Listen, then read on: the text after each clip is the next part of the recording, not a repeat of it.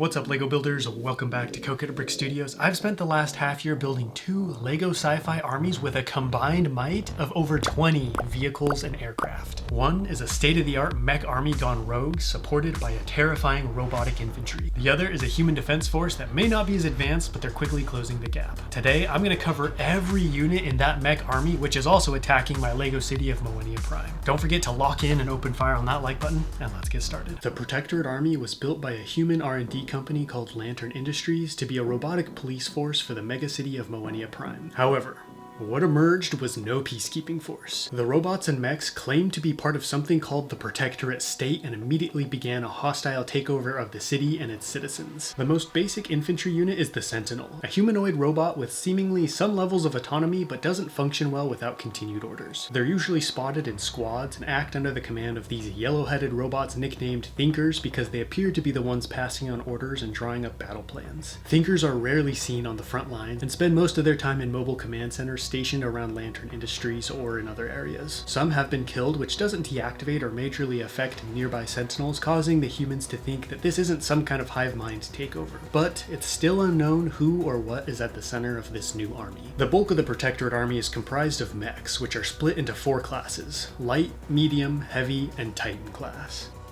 The light class only has 2 mechs as of right now, first being the LC-1 Basilisk. This was built to provide light support for infantry on the front lines if larger mechs weren't available. Piloted by a Sentinel, it's armed with twin-barreled guns, and it's very quick and agile. Its biggest drawback, however, is the pilot, since, as previously stated, the Sentinels aren't super clever, and beefing one up in a power suit didn't really enhance its battlefield acuity, so it wasn't as effective as other mechs which are piloted by something else. Plus, the humans were better able to steal these smaller suits which are far more effective with a human pilot, causing the Protectorates to pull them from action. The second light class mech is the LC-3 Scorpion. Also an infantry support mech, it's armed with a tri-barreled mortar capable of raining devastation down on enemy troops and light vehicles. It's loaded from the rear and can be equipped with different weapons depending on the need. Because it acts in an artillery capacity, this mech has 4 legs for extra stability to help it establish a good firing position even on broken and damaged terrain, which is becoming more and more common as the fighting in Moenia Prime has dragged on. The medium class mechs are the backbone of the Protectorate Army, tasked with many of the functions of modern-day armored vehicles. They're the most commonly encountered mech on the battlefield. First is the MC-16 Reaper. It's the main battle tank of mechs, and it's decently armored, including cages around the torso to protect against drone and rocket attacks. It's armed with 4 laser cannons that can take on infantry, light tanks, and even some slow-moving aircraft. It's also got non-wired missile scrambling defense systems and is piloted by this head. No one has any clue what's inside, and they seem to operate with a much higher level of intelligence than the Sentinels, making the humans wonder if some kind of computer intelligence went haywire and took over while Lantern Industries was making these machines. The MC-34 Firewasp is a walking swarm of anti-aircraft missiles. Originally designed to hold sonic weapons for crowd control, it's gotten a serious upgrade which can target and bring down humanity's wire and gunships with ease. Their big weakness is protection. Having no self-defense weapons other than grenade launchers, these are always deployed with squads of Sentinel robots or a Reaper escort, so if you see one of these out alone, tread extra carefully because you might be walking into a trap. It's piloted by the same mysterious flying heads as the Reaper. This MC-25 Archer is equipped with a massive railgun that can punch through tanks and armor miles away. It's the biggest of the 3 medium-class mechs with a larger body for holding the railgun housing. It can raise and lower the barrel, and the rotating body gives it a 360-degree targeting range. To compensate for the recoil of the gun's projectile, the Archer can lower into a firing position relying on a 3rd leg to give it a solid shooting stance. Firing on 2 legs could destabilize the mech, causing it to potentially stumble and fall, and this 3-legged stance gives it extra accuracy when firing. The Archer is rarely seen, but its presence is still very much felt on the battlefields of Moenia Prime as it fires through buildings and bridges, crashing into humanity's forces when they least expect it. The final medium-class mech is a bit of a weird one because why exactly Lantern Industries was developing a flamethrower mech for policing and crowd control is a question that really needs to be answered. Turning your citizens into rotisserie chickens is not a great way to cultivate a peaceful environment.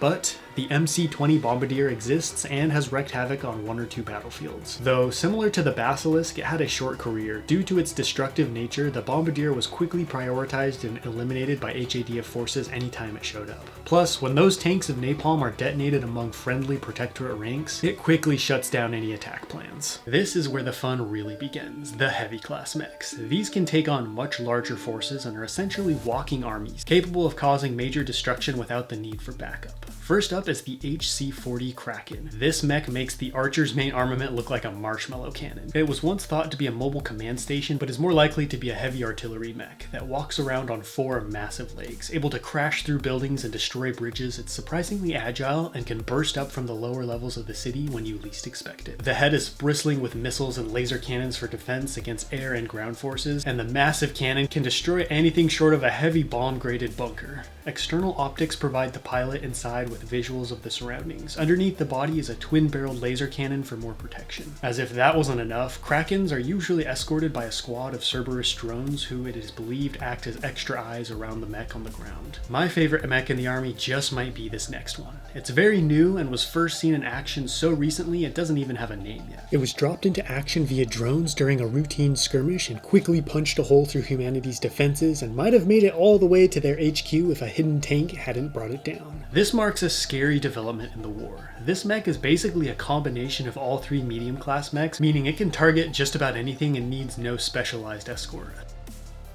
This could mean the Protectorates are getting desperate or launching the next phase of their attack. Armed with 2 heavy siege cannons on one arm and a monstrous belt-fed Gatling gun on the other that turns armored trucks into confetti. As if that wasn't unfair enough, 2 anti-air missile pods adorn the top, and the body is encased in a thick suit of rounded armor, allowing this behemoth to shrug off what should be a knockout punch. This single mech has turned the war upside down and has humanity scrambling for an answer. The last mech is truly a sight to behold. The TC-85 is the only Titan class mech so far, but it might be all the enemy needs because it packs enough missiles to level half a megacity. Its main function is as a missile launching platform, but it also has 2 anti-personnel cannons up front and a full fire team of sentinel robots stored in the back via an elevator that can quickly lower them to the ground for extra protection. I'd like to add more weapons as well in the future if it survives or escapes this war. I really wanted to build another multi-legged mech, and considering the missiles are taller than 2 minifigs stacked on top of each other, 6 legs was needed to hold everything up properly. This mech is not a frontline battle machine though. In fact, it was spotted way out in the farming district of Moenia Prime and strangely hasn't done much. It seems too large and important to be just a missile platform and is heavily guarded, preventing any aerial strikes. So for now, it's being left alone and monitored from afar, after a few failed missile strikes, of course. In case you're wondering, there's lots more lore and stories for this army and these mechs, and if you want to learn more, just check out the video playlist with more sci-fi vids I have linked in the comments. There's only 2 known Protector aircraft so far, the first being the Manta. It's the first bladeless ship ever seen, and is quite a marvel of engineering and can hold 3 soldiers. Yet, it's lightly armored, and not much of a match for humanity's larger air force, so it's been a non-factor thus far and is rarely seen. The second craft is the all-purpose beetle drone.